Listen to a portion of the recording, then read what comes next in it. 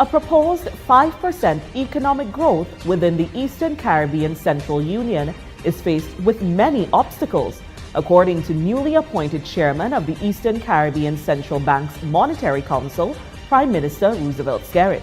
Speaking during a press briefing following the ceremony to mark his appointment, the Prime Minister explained that factors such as climate change, infrastructure, productivity, access to funds, and debt will make that goal more challenging.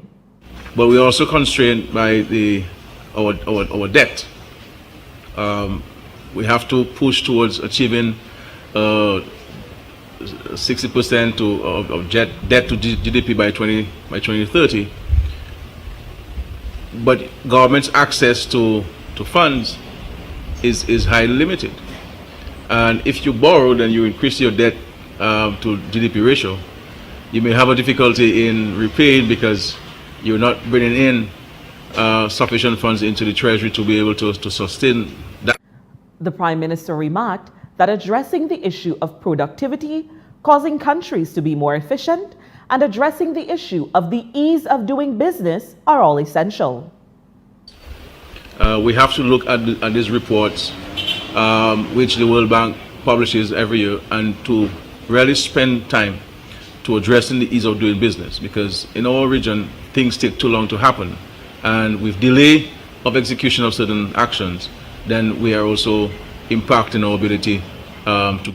A growth action plan will be formulated by the ECCU and presented to all stakeholders.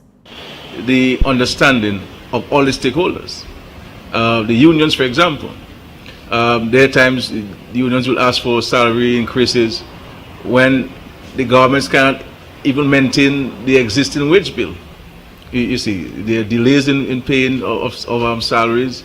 The governments have to borrow to pay salaries and so forth. And on top of that, you're asking for a salary increase. And how do you sustain these unsustainable wage bills? And how productive is that labor force? If you invest $140, $200 million in the public service insofar as salaries are concerned, what is the return on that investment? Okay, so we need to get the understanding of the unions. We have to get the understanding of the private sector.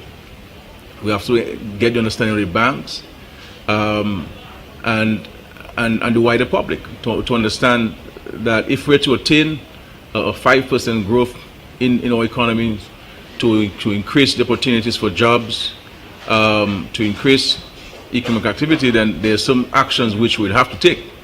Skerrit commented that this growth action plan may not necessarily be popular in the initial stages, but will boost economic growth in the long run.